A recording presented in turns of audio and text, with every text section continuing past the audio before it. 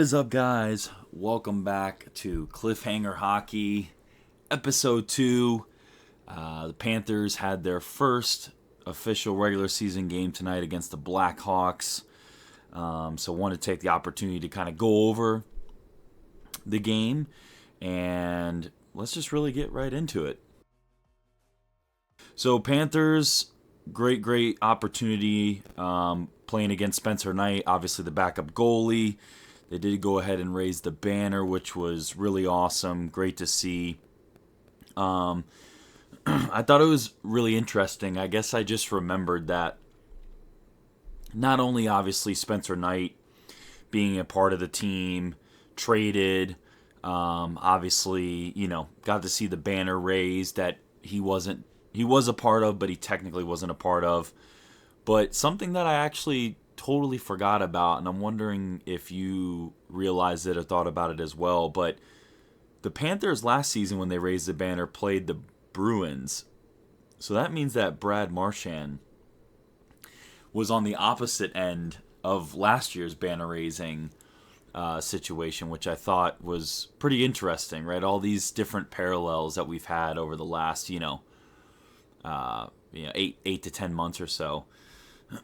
But overall, the Panthers got the win 3-2. A lot of interesting stuff to really wanted to, go over here in this game.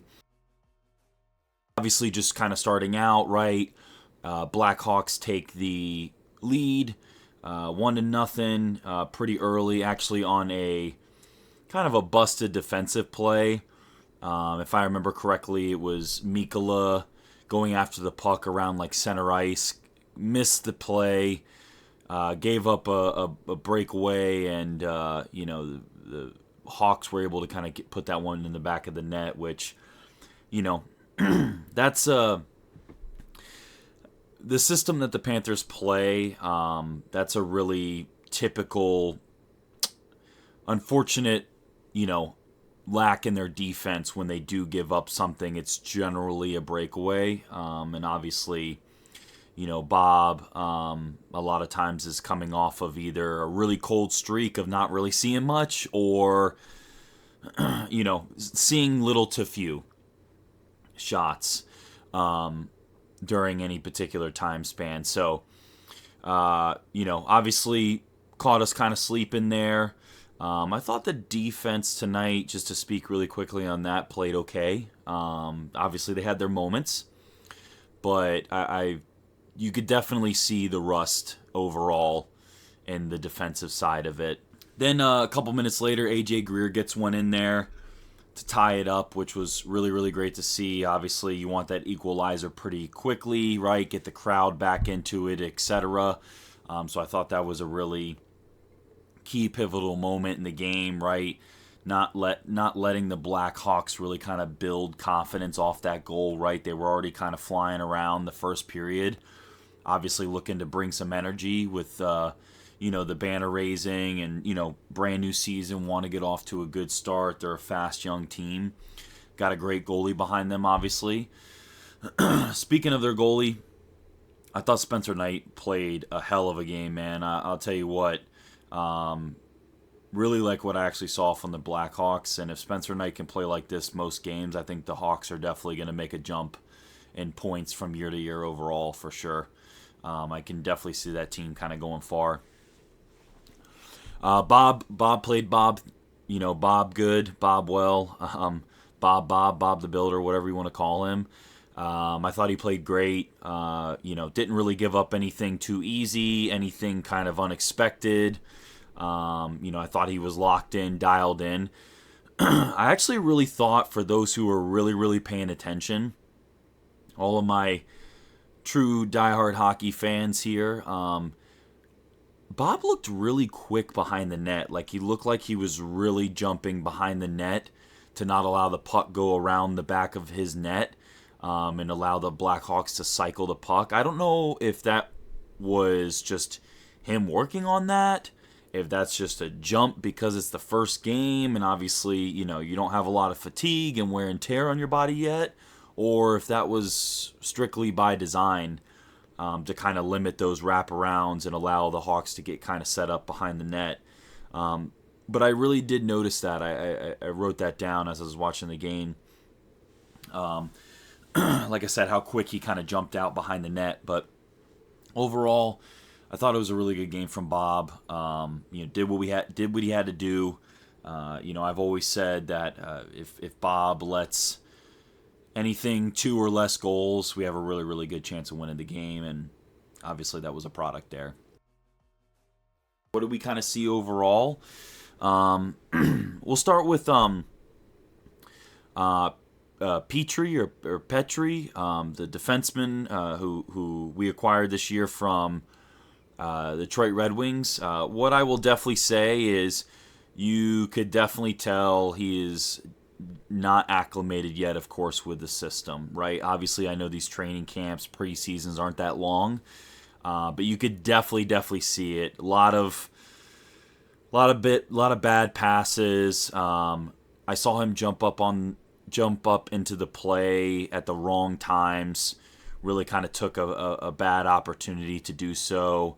I believe it cost them a breakaway or two. Just didn't look comfortable out there, which, I mean, you kind of expect, right? But yeah, you could definitely tell it's going to take him a little bit to kind of get used to our system and understanding what's a good play, what's not necessarily a good play. It seemed like he was quarterbacking the second power play, which I thought was pretty interesting.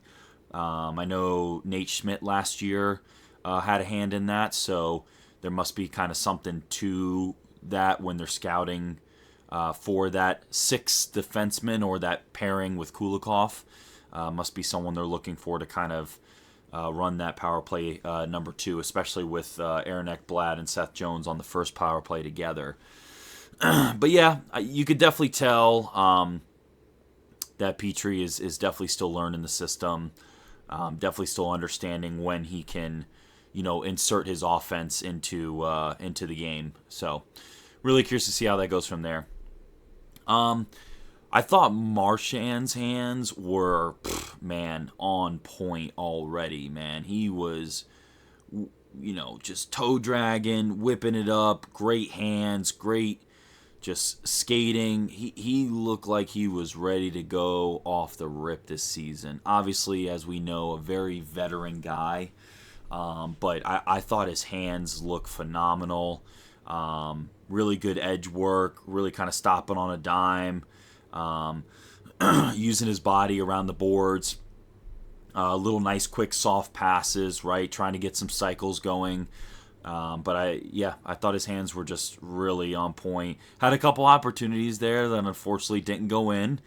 Obviously those goals will go in as time comes. I think Spencer Knight was just on it was a prove-it game, right? It was a prove-it game, right? The Panthers obviously traded him away.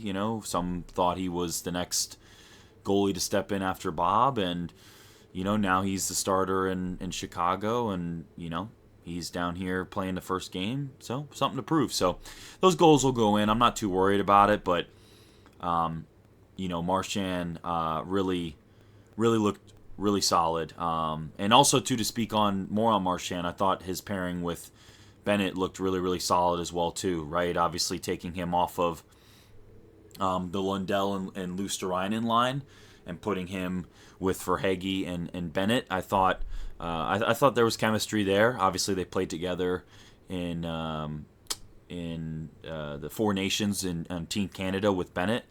And yeah, I thought it was a really good opportunity. And I'm sure Paul Maurice is going to switch stuff around as the times go on, or maybe try different things based on the matchup, etc. But yeah, Marchand looked really solid. I thought Boquist looked really fast. Obviously, he got the game-winning goal. But I thought he looked very, very fast, kind of picked up where he left off from the regular season last season, right? I know he didn't get as much opportunity to play in the playoffs last year, but I thought he looked really, really fast out there with Samoskevich. I know Samoskevich also had 2 assists tonight, I believe, so really, really solid outing for him. But yeah, Boquist looked like lightning in a bottle, man. I thought he was, buzzing around. really making stuff happen, making sure, to get behind the net, back of the boards, really make sure to finish his checks. So really, really excited, to see him continue to get more of an opportunity, especially on that what seemed like a third line. Ekblad looked really good, looked really solid, looked big. Really like that Kunin, I believe is how you say his last name. Kunin on the fourth line, number 71. Really liked his around the net presence. I thought he had a couple really good chances there, in close, in tight with Spencer Knight. But really thought, he definitely got some great opportunities and made that fourth line look strong with Nosek out. Did notice him winning quite a bit of face-offs and playing quite a bit of penalty kills. So, typical Panthers scouting report for a fourth line guy. I thought they did a really good job, and I thought he did a really good job for a first game. So, excited to see what the future holds for him.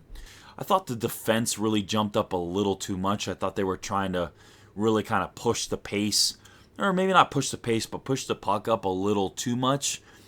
Seemed a little sloppy, a little hesitant. Kind of expect that, with first game out of the preseason, but as things go, Paul Maurice will kind of dial them in a little bit and make sure that they have that awareness to make sure that they're staying back in the play and not giving those breakaways, right? Which is one of our downsides to the system that we play. Face-offs, I thought face-offs were amazing. 60% in the face-off circle. I think it was even a little higher than that towards the end. Face-offs look great. I mean, Lundell's really known for his face-offs, right? Bennett does a pretty good job. Like I was just saying, Kunin, I saw him win quite a few face-offs. But yeah, overall, I thought in the face-off department, I thought we did a really, really good job there. I believe we had 37 shots on goal to their 19 shots. So, dang near almost doubled the shots, which I thought was obviously really great to see coming out hot.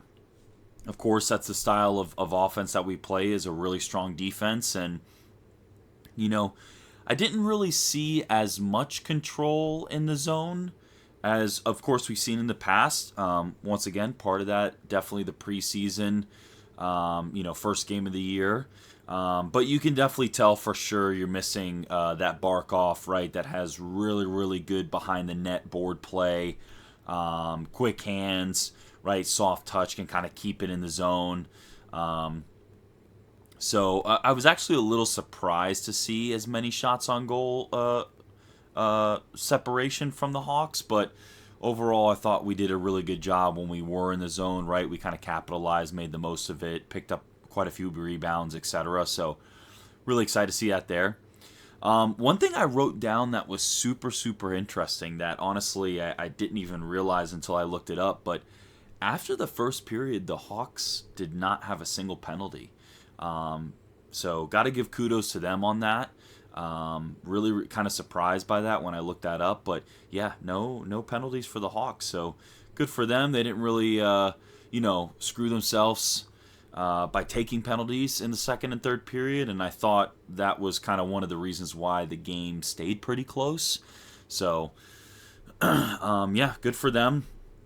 I think the Hawks, like I said earlier, really have a great team. So really excited to see what they can do this season, especially with a full season of Spencer Knight. Overall, though, Cats take the win 3-2. So, got that crucial 2 points to start off. I think out of our entire franchise, this is the 17th win we've had on opening night, which is our 17th home win on opening night, I believe. Don't quote me on that. But either way, really good job by the Cats, starting off on the right foot, making it happen, right, even without the presence of Barkov and Tkachuk. So really great job there. Wanted to hit the next piece here, talk about some injuries. We saw Reinhart take a puck to the face. Looked like it was deflected off a stick. but nevertheless hit him kind of, it looked like in the bottom corner of the mouth or like in the side of the lip there. Left the game for a little bit. They said on the broadcast that he got some stitches. I don't really know if he did. It didn't look like he did, right? I saw a little bit of blood. But overall, according to them, he may have gotten some stitches back there. Got mostly cleaned up and ended up coming back out a little bit later on in the game. Erod, they didn't really show it in the broadcast. They actually had to show it on a replay. But actually took a puck on the inside of his knee, kind of on that softer padding there, or, potentially depending on what type of pads he has. Excuse me. Right behind the padding, and that was a full-on, I believe it was a full-on wrist shot from a Blackhawks player on the point. At first, I thought he pulled a ligament, right? He kind of couldn't move his leg, as if he kind of had like a similar injury to Barkov. I don't know if he, at first my initial reaction was like MCL, ACL, what's going on? But then after they showed the replay and you saw the puck hit the inside of the leg, probably stung. His leg probably went numb from the knee down. I've definitely had my fair share of those before. So either A, he took it in the soft padding area right on the bone on the side there, or he took it in the area right behind the knee shin pad where there isn't any padding. So, but thankfully, he came back in the game, kind of shook that one off, but definitely a little scary there, especially because it seemed like he couldn't put any weight on it at all, and had to get kind of helped off and went to the locker room. But like I said, came back out, which was great to see. Lundell, thankfully, took a puck to the visor. At first, I thought he also was a victim of a puck to the face like Reinhardt. Kind of made that gesture of putting his hand to his face and kind of curling around and falling to the ground. And thankfully, when they showed the replay, it looked like it kind of hit him up in the visor and, avoided that. And, that's why the NHL implemented visors a long time ago, right? There's only a few players that are still playing that are grandfathered in that don't have to wear a visor. And if you don't know that, now you know that. I think that was pretty much it for the injuries that we saw. Thankfully everyone came back in the game.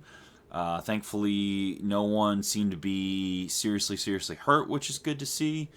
We definitely really can't afford to lose any more key players. Obviously, of course, we are known for that depth, but we definitely don't want to see anybody else go down right now as we're trying to get our game put together, really kind of build an identity.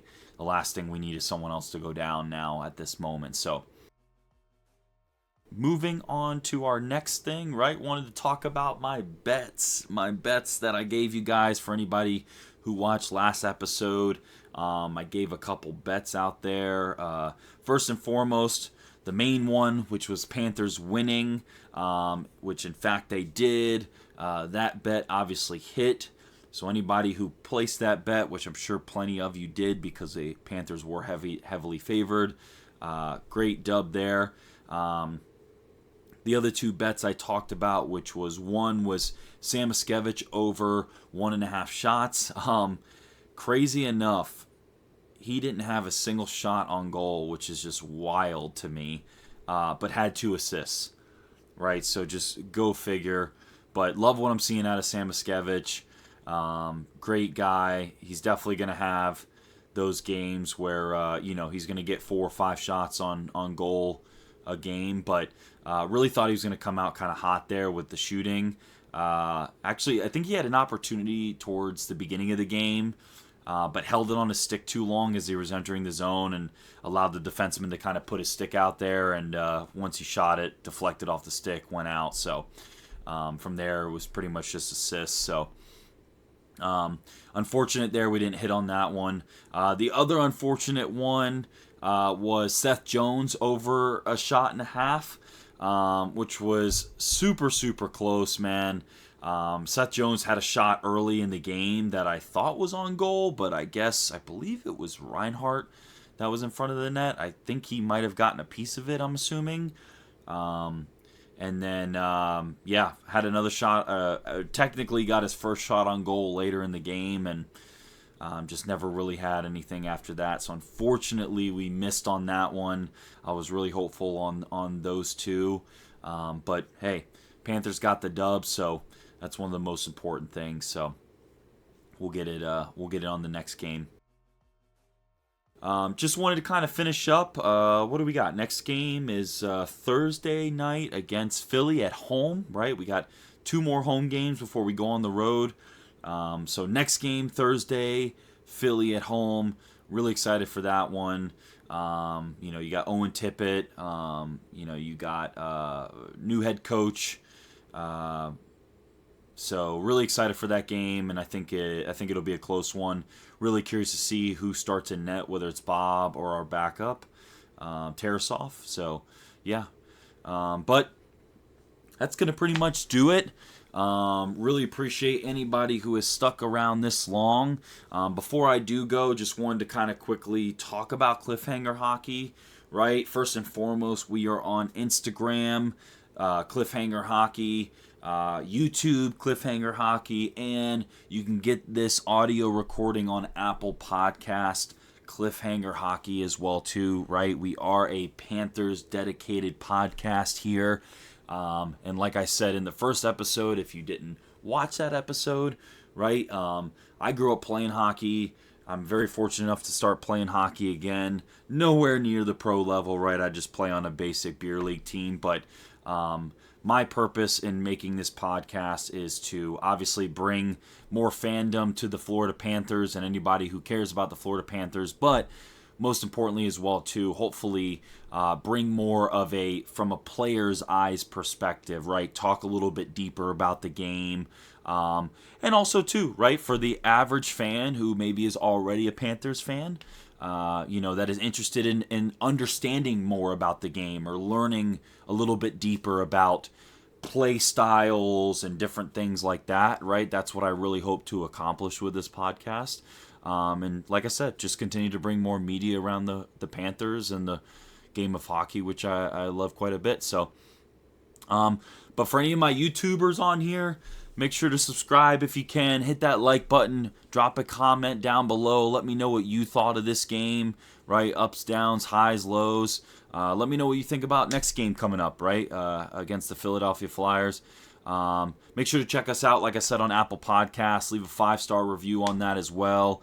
And then give us a follow on Instagram, Cliffhanger Hockey, like I said. So, guys, that is going to do it for me. I appreciate it. Like I said, Thursday against the Philly Flyers. And yeah, guys, we'll see you then. Take it easy.